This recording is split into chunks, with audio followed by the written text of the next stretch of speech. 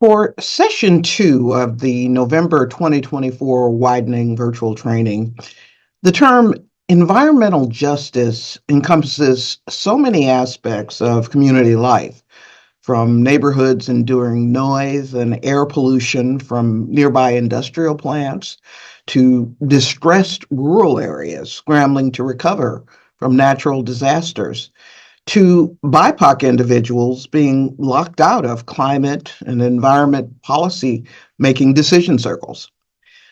Our next speaker, Joseph Lee, is an author who has built a career by amplifying the voices of Indigenous communities that are fighting for environmental justice. Joseph is the author of the book, Nothing More of This Land, an exploration of Indigenous identity that centers on his lived experience as a member of the Aquinnah Wampanoag tribe from Martha's Vineyard.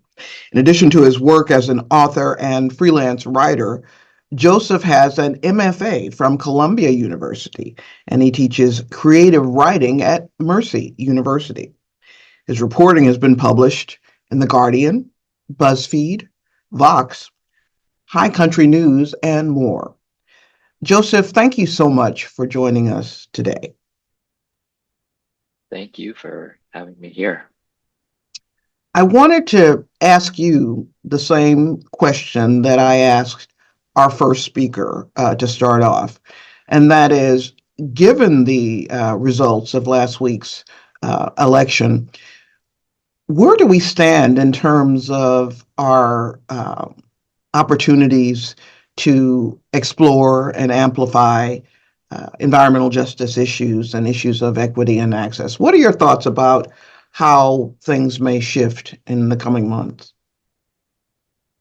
Yeah, I mean, it's a great question. I think that's kind of the question right now in many ways, and I think there's a lot of concern and rightful concern, and we don't exactly know. But I mean, the way that I think about it is that covering these issues in recent years, these are ongoing issues, and environmental justice, disproportionate impacts of climate change. These are issues that are felt under any administration, any leadership, across states, cities, different places, different communities.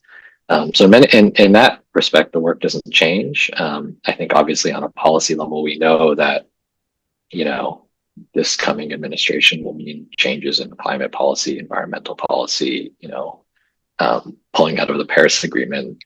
Again, big picture things like that. We know all that's coming, disruptions, changes at federal agencies, all of that's coming. So yeah, I mean, I think it's a big moment for journalists.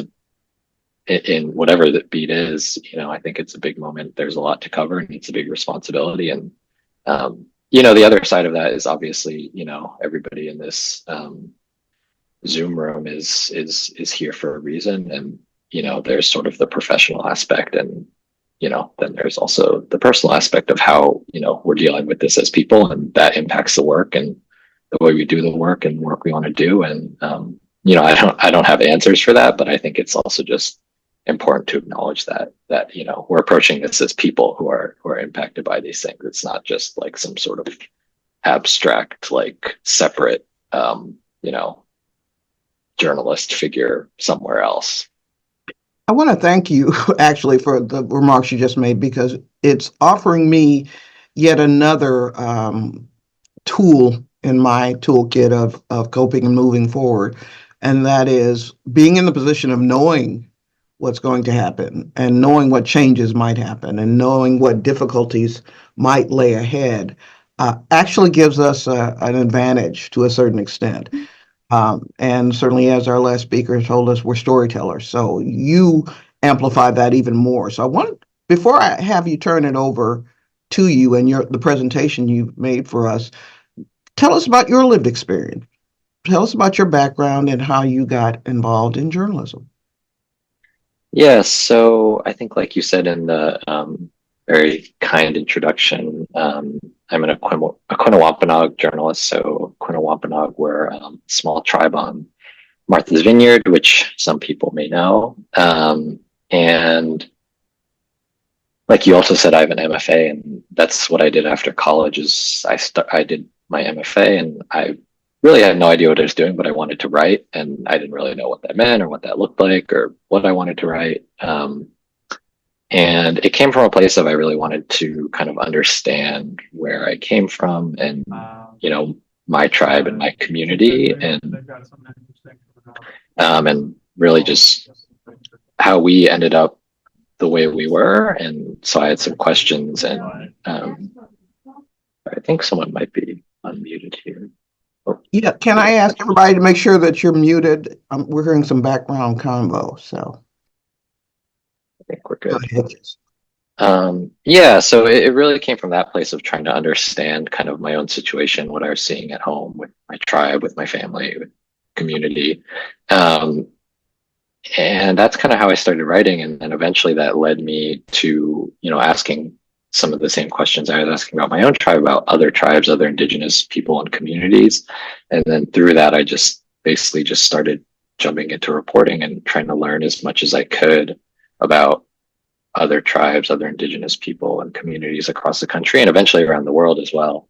And that's kind of how that specifically started for me. And, I've been freelancing for most of the time I've been a journalist. I had one full-time job at one point for about a year and a half. But before that and since then, I've just been freelancing for a bunch of different outlets. And yeah, like you said, I think it's a responsibility, but it's also a real privilege to be able to do this work. And yeah, I'm just happy to be there and excited to kind of get to know briefly everybody here and hopefully hear a little bit about what people are working on, and hopefully be helpful if I can, answer some questions and share whatever I have to share.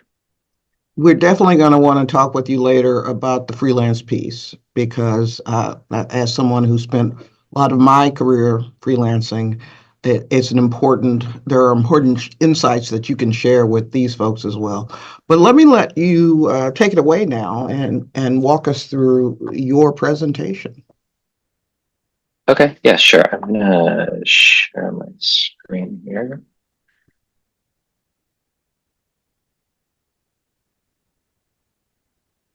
Okay. Y'all can see this, I think. Mm-hmm. Okay, so yeah, I was actually going to talk a bit about some of the the freelance issue too, and so what I have here is I basically just threw together some images of some stories I've worked on over the years, and I thought I would talk through a little bit of sort of maybe some of the more like craft-based things of how I thought about these stories, but also a little bit of the practical details of like, well, what did I do? How did they get published? That sort of thing. So this one here, this first one, you can see by the date, June 2nd, 2020. So this is pretty much, deep pandemic COVID times in the world. And so you can see here, this one is High Country News, and it's an opportunity to close Indian country's digital divide is expiring. And this was a story I did, again, as a freelancer, about there was this program, a federal program to basically license out broadband licenses to tribal nations to help close the broadband gap. Basically, a lot of tribal reservations suffer from, poor access to internet, phone service, radio service, that kind of thing. And this was a federal program designed to close that gap. And I was kind of hearing throughout the pandemic, issues around internet access, right? As everybody started going on Zoom, as everything started becoming remote. This was one thing that, as I'm sure everybody here knows, certain communities were not able to participate as much. And so when school went online, some people weren't able to get sort of the same education that other people were who had, great internet, iPads, all this other stuff. So I heard about this program that was going on, before the pandemic about this thing of getting these licenses to tribes. But I was kind of wondering, what's happening during the pandemic. And what I found out is that, it was one of those situations where the program was needed more than ever because tribes through the pandemic, really needed these services. But because tribes were busy with so much other stuff, as we all were in June 2020, it was really hard to apply, right? And so the deadline was, I think, August maybe of 2020. And so tribes, have limited capacity, limited staff, limited resources. And they were like, we really want to apply for this.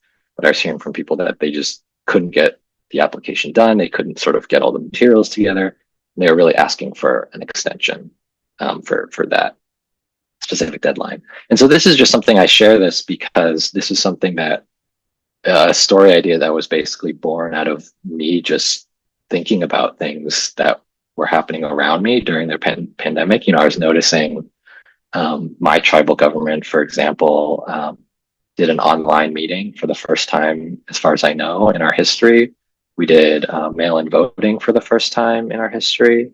I was seeing, these Facebook groups pop up of like people trying to recreate, community events, that sort of thing. People were trying to do like Zoom meetings for like tribal educators in a certain area, all these sort of things. And so I was wondering like, well, what are some of the programs behind that? Or, how's this working? How is access being increased or not increased? And so that's kind of how I got onto this story. And I ended up just speaking to a bunch of folks across Indian country doing this work, either trying to advocate for the deadline to be extended. Some people actually actively installing, equipment on reservations, some tribal leaders who were the ones applying for these things. And so, yeah, I just think this is, an example of something that I was just seeing and kind of thinking about in the world around me that was interesting and struck me as important. And then, I sent a few emails, made a few calls, and then, kind of realized, this probably is a story here. And then, so I pitched the Indigenous Affairs editor at High Country News, and the story, went from there. And then I wanted to share these few stories here, which are all published during that one time where I did have regular full-time job when I was a senior Indigenous Affairs fellow at GRIST. And GRIST is an online outlet that covers climate and environmental news, and they have a Indigenous Affairs desk. And what I thought I'd share here is, so you can see all three of these stories are kind of about international Indigenous rights issues. These three from April and early May 2022. So I was at the United Nations Permanent Forum on Indigenous Issues, which is a 2-week annual event where Indigenous leaders from around the world come to the UN headquarters here in New York and discuss a range of issues, concerns, ideas, projects. And so I've covered this now 3 years in a row. This 2022 was my first time covering it. And these are some of the stories I worked on while at GRIST. So the first one is kind of like a curtain raiser for the event, for the gathering. Second one is about the specific international human rights standard, free, prior, and informed consent. And the third one is about the final report and kind of wrap up of the session. And the reason I wanted to share these is because, going into this job at GRIST, which was in theory focused on Indigenous affairs, climate, and environmental stories, that can mean a lot of different things, and that would be for sure one of the things I would tell everybody is, there's a lot of talk about climate journalism, environmental justice. I think, as Rachel said in the introduction, that can mean so many different things. That can be a community level, national policy, international. It can be a solution story. It can be a science story. It can be a technology story. There's so much within that. I think this is an area that's really important, but how you define what that is kind of up to you, your beats, your interests, your areas of expertise. And so for me, I had no expectation that going into this job, I would end up covering these international issues. But I think what happened here is that, one, it was an area that was really, really relevant to so many things we were seeing here in the US with Indigenous communities, tribes, and various rights and policy issues. And then they're being discussed sort of at the highest level of the UN. And really no one was covering it.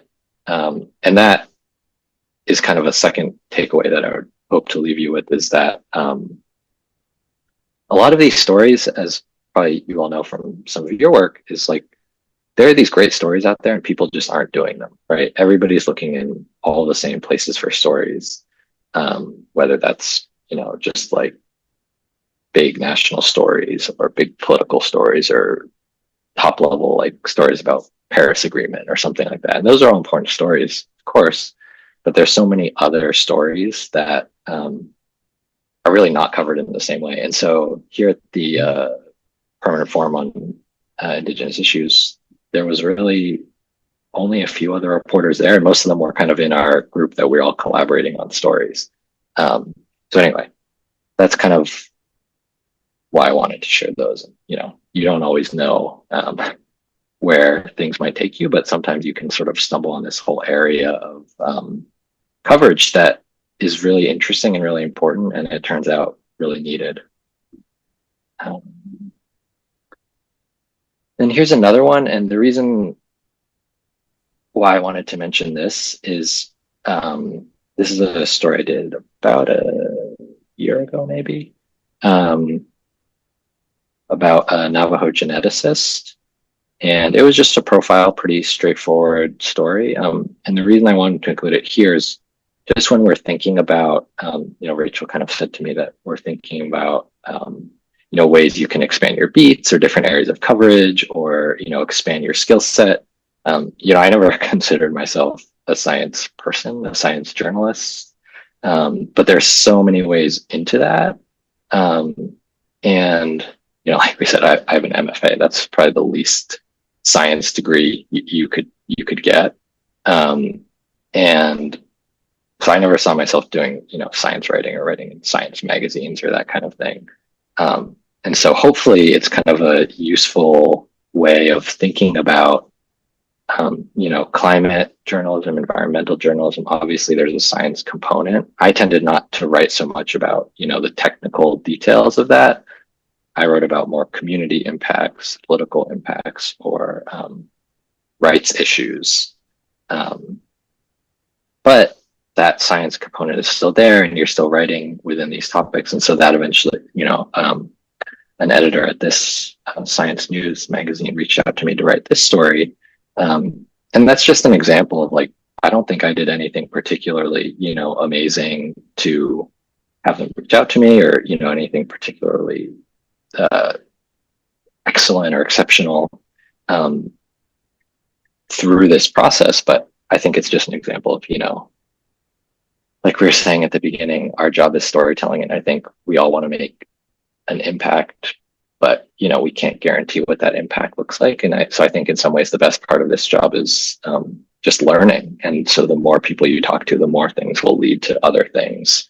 And I think that's kind of the way that I've operated, is just different. One thing leads to a new thing, and that leads to a new thing, and that leads to a new thing. And you never know what those things are going to be, whether it's covering human rights issues at the UN or writing science journalism. I think it's just about being open and learning and, through all of that, following your interests.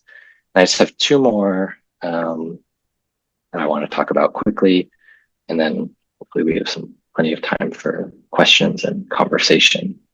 So this is one that came out about 2 months ago. It's for this series I'm working on for Vox about extreme weather, climate change, and Indigenous communities. And this one is about the Shinnecock Nation, which is in the Hamptons in Long Island. This is kind of the reason I wanted to share this. So this is, again, a freelance piece. This is one that was really driven by my own interest. The Shinnecock Nation in many ways is similar to my own tribe, where it's kind of a small East Coast tribe in this sort of fancy vacation area. Hamptons, Martha's Vineyard have a lot of similarities. And it's a tribe that I had sort of been interested in, writing about for a long time, because I know they have a lot of similar issues. I know there's a lot going on with climate change, environmental projects, sea level rise, which is what this one is largely about, and sort of tensions with the, community in the Hamptons. And it's something that I've been wanting to talk about for a long time, but it took me probably a while to sort of find the right venue, right outlet, right situation to write about it. And I think by the time I did write it, I was sort of in a I was much better set up to write it. I had more sources, I had more skills, I had more ideas of how to frame this type of story. And so I just share that as an example of, sometimes you should always pursue the stories you want to do, and sometimes it's just a matter of finding the right place and the right time to do them. And I'm happy to also talk more later on about sort of the process for pitching some of these, reporting on them, but just wanted to run through some examples. And then I think the last one that I'll share here, so this image here is not a story that I did. This was a series done at The Intercept, which is a great series. I think it was called Climate and Punishment, where they tracked, you can see heat risk, wildfire risk, and flood risk for detention facilities, jails, prisons across the country. And they did a whole bunch of stories on this. They had sort of like this big interactive map.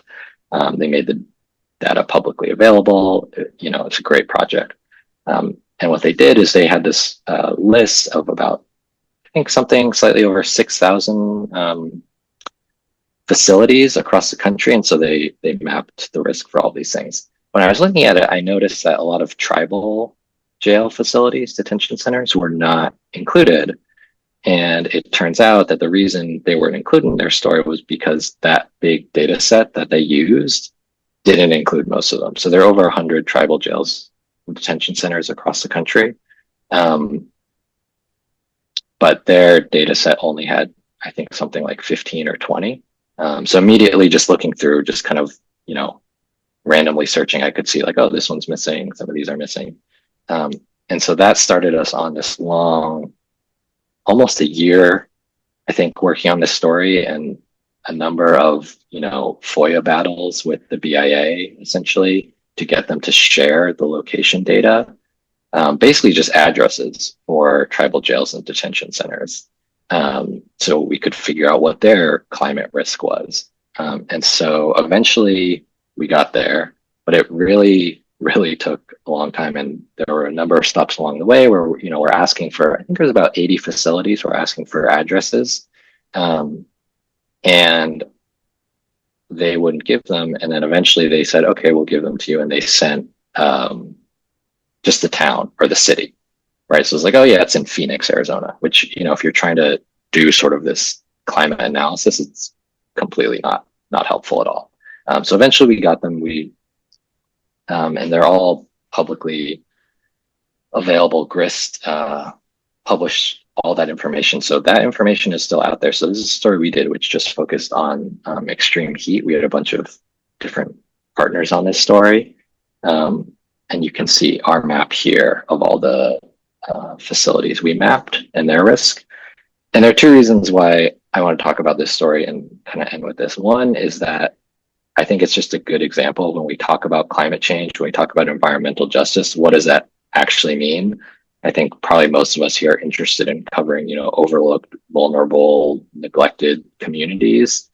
And this is one of those stories where it's, literally Indigenous folks, Indigenous people in jail were invisible, did not exist in the data that was out there. So we had to go and get it, and we had to report that story. So we can talk about, environmental justice, climate change impacts, all these things. I think it can take so many different forms, and this is just one example. This story is about climate risk, but ultimately it's also about, incarceration, detention, jail conditions. Those things are what we found in the stories. Like, these things are already an issue, and I'm sure this is not a surprise to anyone. These things are already an issue, and climate change is going to make it worse. So I think a lot of the times that's what we see with climate and environmental stories. Is it's not so much like a new problem, it's a problem that's going to get worse. And so, like with the Shinnecock story on Long Island, that's what I saw, right? they face discrimination, oppression, land dispossession for years and years. And now with the small amount of land that they have left, they're losing it to climate change, right? So it's not the Shinnecock losing land and facing disproportionate impacts is not new, but the acceleration due to climate change, that's new. And then the last thing, just to end with this story, is that, again, this data is out there, right? This was what they found, tons of facilities, and this is what we found. And it's not a, a flaw with them and their story. They did a great story. It's just the information that they had was incomplete. And so that's going back to my earlier point about these stories are out there, right? Like the stories with the UN, stories with these tribal jail facilities, these stories are out there. I think there's, for those of us interested in this kind of work, this kind of coverage, the problem isn't finding the stories, right? Or the problem isn't that the stories don't exist or that there's not enough stories to go around or anything like that. I'm sure people know this. Yeah, the stories are absolutely out there. Like I said, with this specific one, if you're interested in this one, all the addresses that we eventually got after the legal battle with the BIA are publicly available. We can share them. They're posted on a GitHub page. So these stories, exist. I think it's just a question of how do we do them? How do we find the support to do them? How do we do them in the right way? How do we connect with people who can tell us interesting things about these stories? But these stories are out there. There's so many overlooked stories out there. And like Rachel and I were talking about in the beginning, with the election and with what we're looking at over the next 4 years, or who knows, this kind of work I think is even more important. So yeah, I'll end there, and hopefully we can have some questions, conversation, anything. I have 20 questions for you, but I have to be fair and leave the majority to our fellows. But I do want to jump in, and please get those Zoom hands up so I'll know who wants to ask him before or after I answer mine. But I wanted to talk with you about the issue of the gatekeepers of media companies, media houses, and publications, because I think that issue is so critically important, particularly when it comes to pitching stories about environmental justice or equity and access. And so I wanted to ask you, from your perspective, obviously when you're pitching to a publication like GRIST or another organization that gets it and understands it, it may be less of a challenge. But in your broad-based expertise or your experience doing this, what difference does it make when the editor or the people who are driving the planning for coverage, et cetera, what are the challenges you found perhaps in talking about these issues or spending more time educating people than actually writing and reporting because people just don't get it? Can you sort of give us a sense of that arena? Yeah, I think that's kind of like maybe not the question, but it's one of the questions, right? Is how do we navigate that? I think for me, I've been fortunate to work with a lot of really great editors and a few Indigenous editors who, like you say, really do get it. And I've worked with a lot of great outlets that I think are doing the right thing, are doing what they can to, do this in the right way, or do this in a way that I feel is right or close to right. I think, just to use the example of working with an editor who's maybe not Indigenous or doesn't have a huge amount of experience in that area, and you're reporting an Indigenous story, one thing that comes up a lot is like the relevance of certain things that have happened in the past. For example, I've done a bunch of stories where you're writing about some current issue, and you're talking to a source, and they'll say, well, like there's this treaty from the 1860s that's really relevant because XYZ, right? Here's how that treaty has influenced this thing we're seeing today. And I think, it's easy for that to feel sort of like, we're journalists, we're not historians, right? And so, we're writing about things happening now. And so it's like that question of, well, how do you include something that is maybe relevant but happened so long ago? And I think ultimately, if it's relevant to the sources and they're telling you like this thing that happened in the past is influencing what's happening to me today, it's your job as the journalist to figure out that connection. And I think we think about that like, okay, we have to explain that to a reader, but sometimes it's also the job of the journalist, for better or for worse, to explain that to the editor, right? And so sometimes that's actually just a conversation, but sometimes it's like you have to find a way to write it into the story, right? I think that, an editor doesn't want to have to hear like a 20-minute explanation of why something needs to stay in the story. They just need to see why it needs to be in the story. Sometimes it's like you got to write that into the story. And in reporting, I think practically that means, maybe asking a few more questions like, well, hey, you mentioned this thing. Like, can you explain a little bit more, like how that's connecting to this thing? Or, you said this is caused by this. Can you explain that relationship a little bit more? So I think that's sort of one way of handling it, is just like you filling out that reporting a little bit so you're fully equipped to have those conversations. And if your sources feel and you feel that something is important or relevant, you need to sort of make it so, which can definitely be a challenge. And then just quickly on sort of the question of gatekeepers and maybe like legacy folks or entrenched leaders, that kind of thing. I think that's just an ongoing challenge that we're all dealing with. And I think sometimes it comes down to like, you need to do what is best for yourself and for the story. And I think it's like, it's easy to feel, and I've felt this way, like I need to know all these people for me to be able to do anything. Sometimes you just got to know one person, right?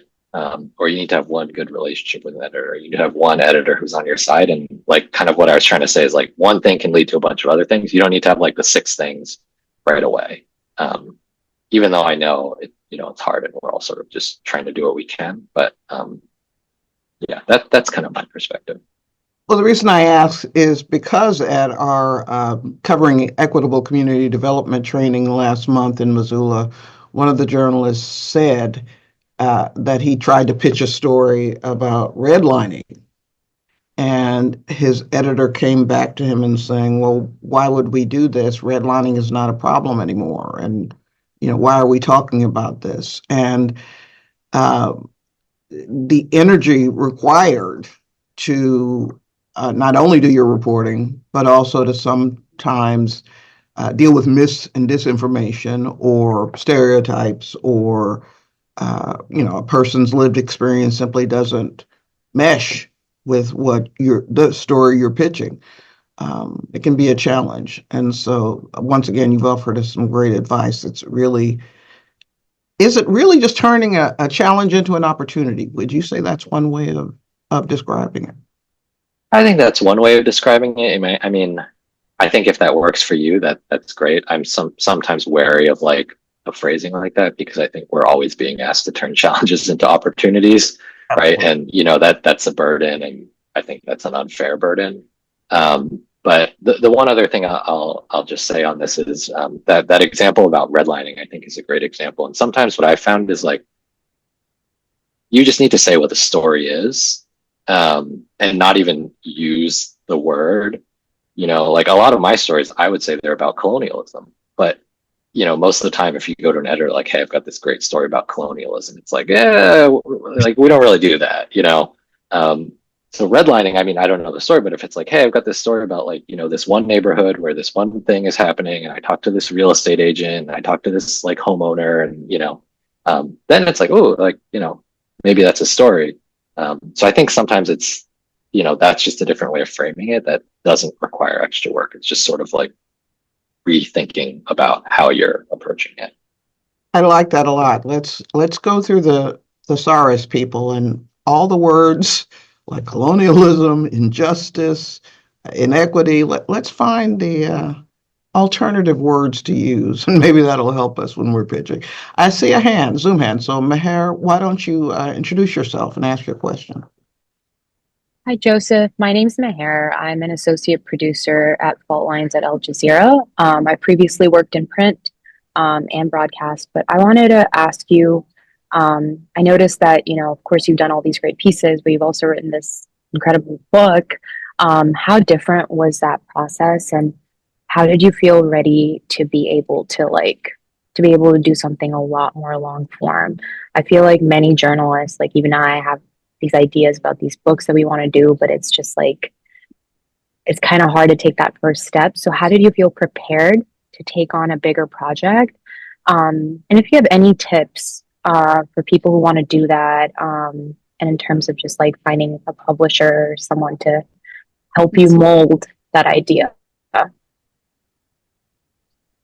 Yeah, it's a great question. A few things. One is that so the book's not fully done. It's almost done. It'll be out next year, so we're like in the sort of the final edit phase right now, which is great. As for the question of like how did I feel ready, I think I don't know. I never feel ready to do anything, right? You know, you just have to do it if you really want to, I think. And I mean, you know, the question of turning challenges into opportunities, I think in a related way, it's like, you know, some people are always going to be given permission and opportunities to do things, and many people are not. So I think, you know, it's sort of up to us to have a little bit of that confidence and self-belief to, like, if you've got a good project, it's a good project. And, you know, hopefully we can find people who will help support that project. For books specifically, I mean, it's a whole world out there with, you know, there's a process to getting an agent, process to finding an editor, talking to publishers. If it's nonfiction, writing a proposal. And, you know, there's a ton of information out there about sort of that specific process. And I'm also happy, I'll say I'm also happy to talk about this like separately later. I can share my contact and folks are welcome to reach me anytime. For me, I mean, it was like, the book was kind of the thing I always wanted to do, right? Like I said, I got into journalism because I was looking at my community, my tribe, and trying to figure that out. And that was always the thing I wanted to do. And in many ways, I think I had to do a lot of other stuff, journalism, reporting, other things before I was actually ready to write the book, or ready-ish to write the book. And, you know, there's no way of really knowing, you know, I think I could have written this book 5 years ago and it would have been different. I could probably write it in 5 years from now and it would be different again. And so it's like, here's what I can bring now to this process, and here's what I can do now. As for long form, I think it's just, you know, I think for me, honestly, the biggest thing is like having that confidence and having the time and the space to do it. I think we could all do long form stuff. It just takes so much time and resources, mental energy, that when you're like grinding, doing breaking news, or even, you know, a weekly story or a monthly feature or whatever it is, it's just hard to like think about like, oh, like 6 months I'm going to be here on this project, or, you know, I'm going to spend a year and a half on this thing. But I think that honestly is the biggest challenge, and the way to do that is, it's just hard, and honestly it takes a lot of luck sometimes, and the ability to carve out space, whether that's from work or, you know, mentors or friends, people supporting you. But yeah, for me, the book is, you know, it's a journey. And I think when I'm writing like a feature or a long form thing, I don't always feel like, yeah, I got it. And it comes out and it's fine. And right now that's how I'm feeling about the book. And hopefully when it comes out, it'll also be fine. So I know it's kind of like a partial answer, but yeah, go ahead. Could I add to that question a bit? If that's all right, Rachel. I mean, I'm also wondering like how you knew, like in terms of being ready, I meant more so like how did you know that what you wanted to write about, you were ready to take on as a more in-depth or like, you know, long-term project in the form of a book versus say, you know, just a piece or like an article. How can we determine that for the things that we want to look into? You're saying like, how do you decide, is this something like I just need to do like as a feature, or is there enough here that it could become a book or a longer thing? Like how did you personally feel with what you wanted to write about, that this is enough for me to take up as a book versus something else? Yeah, I mean, I think that it's about like the number of questions that I had, like the number of questions I wanted to answer. I think I don't know what the number is. Everybody probably has a different number. But if you're writing a feature or doing a feature, or whatever it is, radio or video, whatever, I think you have a sense of like, here's what I can cover. Here's how many characters I include. Here's how much time I can cover. Here's how many issues or questions I can cover. And at a certain point with the book, it's like you're overflowing that sort of capacity. And it's not by a little, it's by a lot, right? And I think the other thing, and the reason I was talking about like capacity and some of these other things, is sometimes a book is, or a longer project is maybe the equivalent of multiple long features or stories together, but it kind of takes that, like someone giving you permission or you giving yourself permission to be able to say like, oh, these things are all connected and there's an interesting way that I could bring them together. And that's a thing, rather than like, oh, I was covering this area for a year, right? Or I did a bunch of things on this thing for a couple of months or a couple of years. There's something that you have that's like, oh, I can kind of curate this, take what I've done in this space and bring it forward. And to do that, I need to talk about like this whole big thing, right? So I think it's kind of a mix of like, you have so many of those outstanding questions that you need the space to answer. And you're also curating, like, out of all the things I know, all the things I've seen, all the things I've reported on, it's like, how, like, where can I sort of break that up and what are those different areas? But I think that's how I think about it. I think, ultimately it's a book if you want it to be a book, right? And if you want it to be a book, I think you're giving yourself the space and the freedom to say, well, that like 10-page digression into history that I wouldn't have been able to include in the feature article, I get to include it in the book. So I think a lot of it honestly has to do with interest. Because I think we've seen, like, you're working on that story for a year or something. Sometimes it's like 8 months in, you're like, I kind of wish I weren't doing this right now. So, it has to be something that you're like, I want to spend minimum 2 or 3 years on, right? For a book, minimum. So I think that's another way to think about it. Hopefully that kind of answers your question. But like I said, I'm happy to talk after too. It did. Thank you so much. I appreciate that. Great insight. Let me see. Are there any other Zoom hands before I jump back up? Anybody else have questions? I want to talk about the issue of creative writing and how your interface with it perhaps helps your reporting when you're doing for journalistic outlets like Vox, et cetera. How did you make that pivot? Because you went to school for creative writing, and then, tell us a little bit more about how you expanded out from there. Yeah, so I guess I started with the creative writing, and like I said, I was kind of writing, I guess, what you might call personal essays about my tribe and our experiences. And I just found, like, actually, I was just saying in the last question, I just had all these questions, and I realized that I couldn't answer all of those questions by looking at my tribe and my community, right? To answer some of those questions, I needed to go outside and talk to other people. And so that kind of led me to eventually, okay, so I'm writing an essay that's like a reported personal essay where I'm like comparing my experience to other folks' experience or other tribes' experiences, or I'm weaving in some outside history.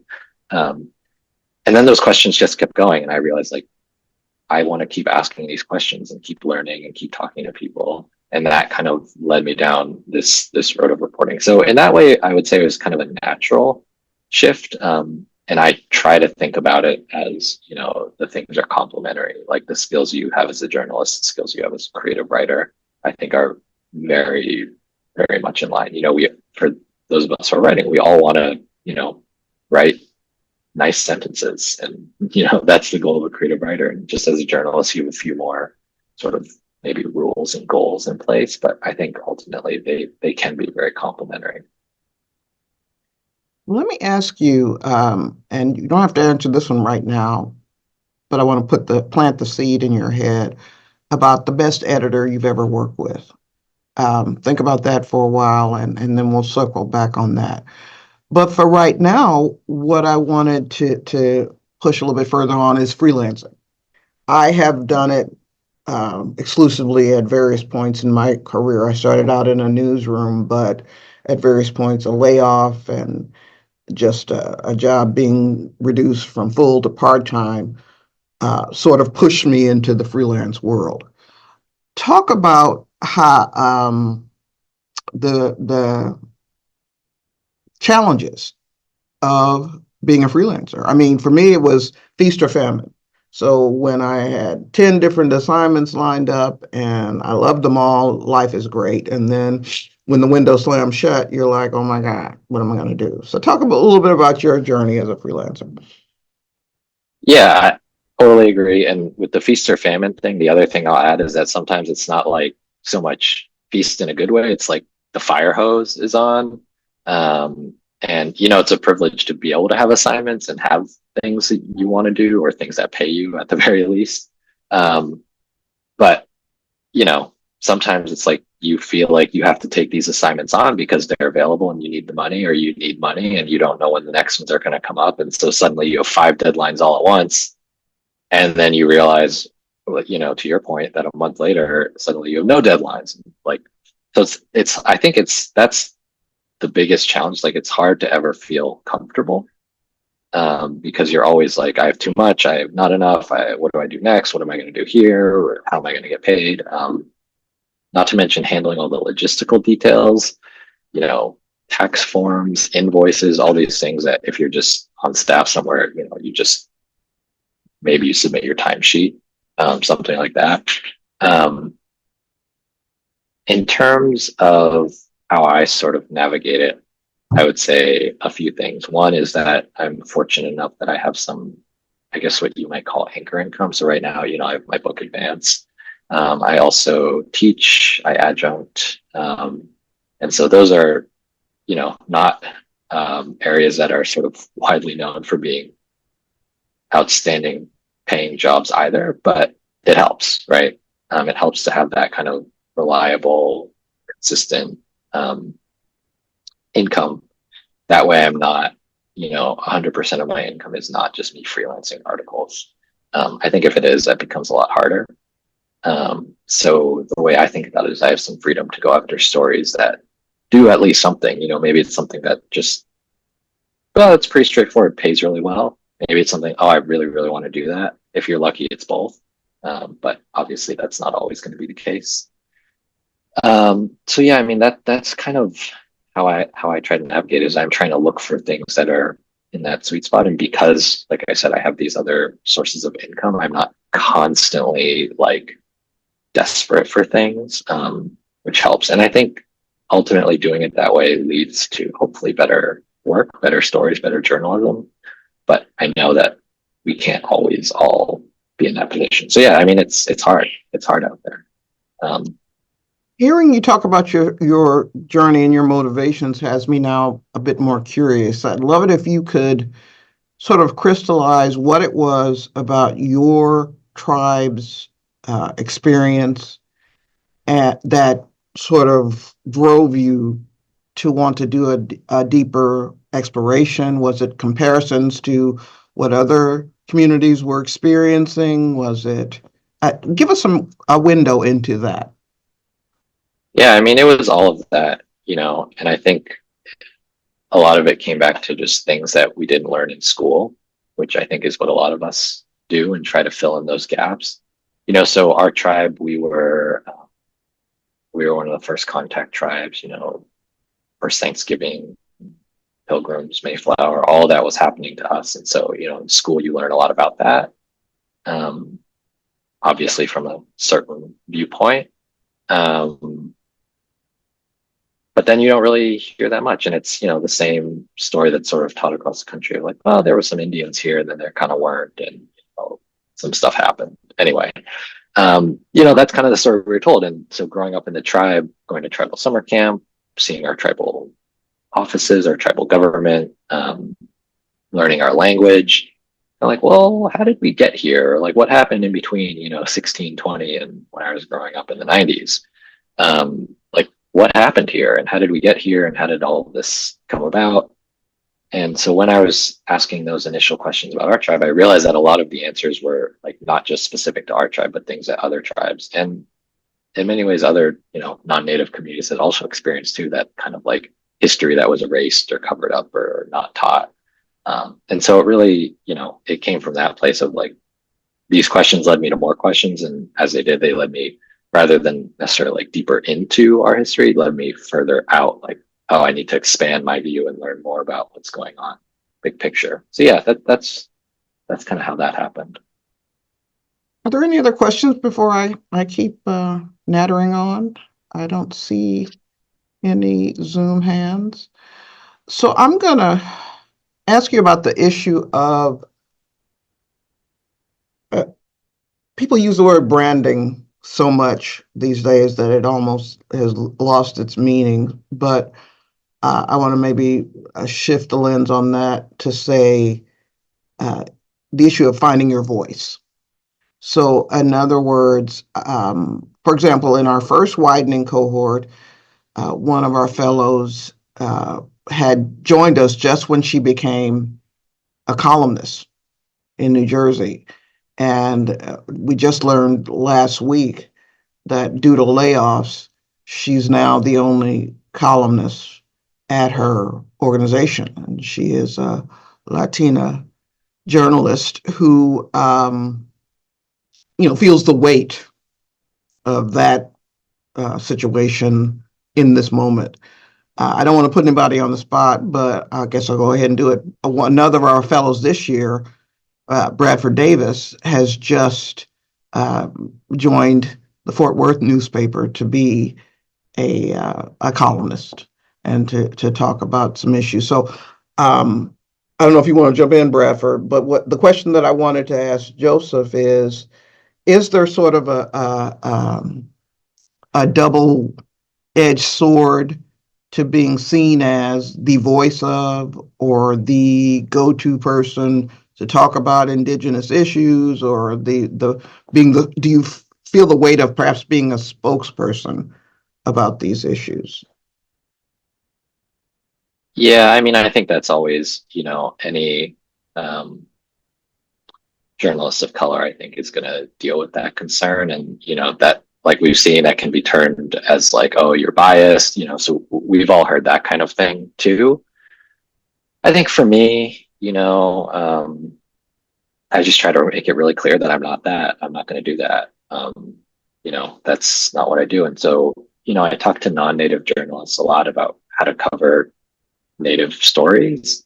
And one of the things that I say is, I'm a native journalist, but I don't really report on my own tribe. I'm writing about it in the book, but I don't report on it. So I'm going into communities that aren't my own. Often, really far. It's a big country. There are a lot of tribes, and so I'm going into tribes that are totally different from my own experience, from my own tribe. And so it's not like necessarily some super inherent thing to being a native journalist. It's just doing the work in the right way that I think everybody here does and wants to do. And yeah, as for being seen that way, I think, that can be something where you turn that sort of challenge or weirdness or uncomfort thing into an opportunity, where if people are reaching out to you because they see you as something, if that's bringing you opportunity or bringing you connections or something, there's a way to use that to your advantage if it works for you and if you want. But if it doesn't work for you, I would encourage everybody to just say that, like, hey, like, I'm not this person, or I can't speak to that, or sometimes maybe you just got to ignore some things. It's like that invisible labor, extra labor that sometimes we're all asked to do. And I think it's also one thing, a conversation that's happened a lot in sort of Indigenous journalism spaces. It's like, there needs to be space for people who, I think I've talked a lot about the importance of covering Indigenous stories, and I believe that's something important and something I want to do. But I think there needs to be space for Indigenous journalists who don't want to do that, right? Who just want to write about sports or tech or politics, whatever it is, right? And if that person wants to be like the native voice in sports reporting, that's great. But if they just want to be a sports reporter, that's also great. So I think it's really up to you, and you got to make the decision for yourself. And I would never tell anybody how to handle that. But my main advice is just like, you have options, and you should do what makes sense for you. And also the answer can change, right? Maybe right now you're in a place where like, I want any opportunity that comes my way. And then in a few years, you're like, you know what? I have enough opportunities. I got to stop doing these things that people are just asking me because I'm the blank, whatever. And then that's also fine. Or maybe it's the reverse, right? Right now, you're like, I'm just focused on doing like beat reporting on local politics, and I'm going to do that. And then maybe in a few years, you're like, you know what? I want to like learn more about whatever it is, right? Or maybe that's your book project or your film project or your long form project. So I think there's a ton of ways to navigate it. And again, I don't think I have a specific answer, but I would just encourage people. It's like it's what's best for you, and it's the way that you want to do that. And if it's to your advantage, great. And if it's not, don't do it. I am looking at our timing, and our timing is winding down. So I'll make one more call if there's anybody who has a question for Joseph. If not, I want to talk about the issue of timing since we're talking about time.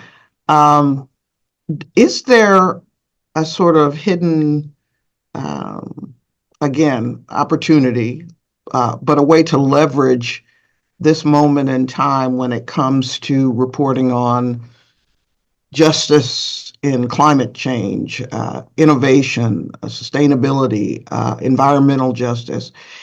Are we in a moment where crisis or potential crisis could also yield opportunities for a journalist who really wants to delve into these issues, to build their expertise, and to stake a claim as somebody who really is on top of these issues?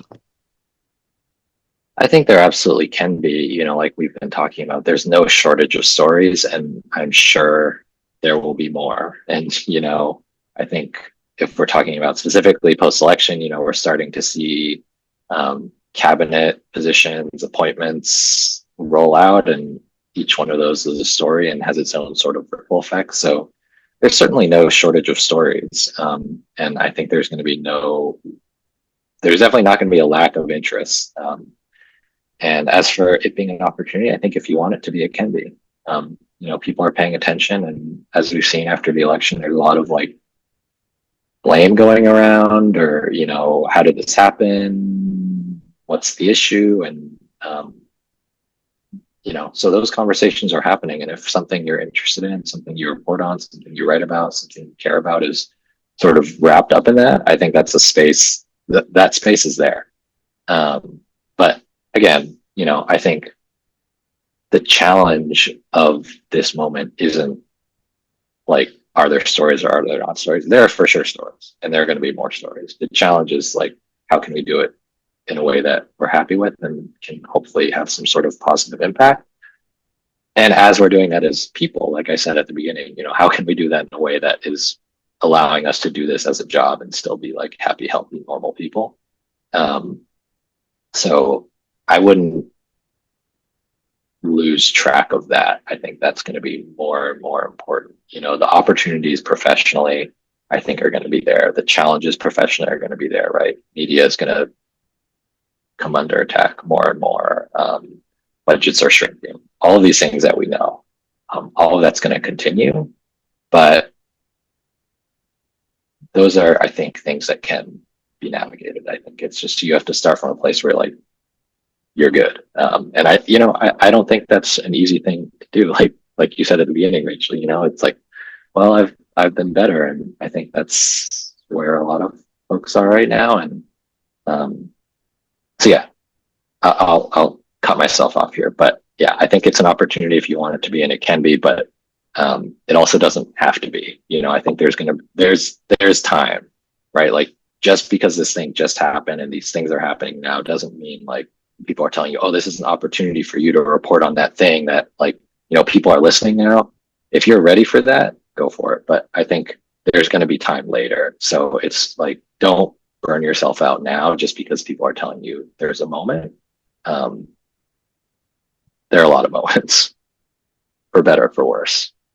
Well, listen, on that very strong note, I should share with you that you've helped lower my blood pressure quite a bit just from learning from you and hearing your take on this and the way that you are moving forward. So I want to take this opportunity to thank you for joining us and for joining the NPF family. And we'll be calling on you in the future for other opportunities to share your insights. So thank you so much, Joseph Lee.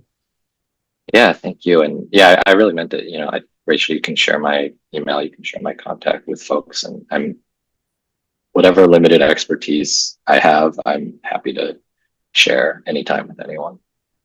Great. We'll be in touch. Take care, Joseph. All right, bye. Thank you.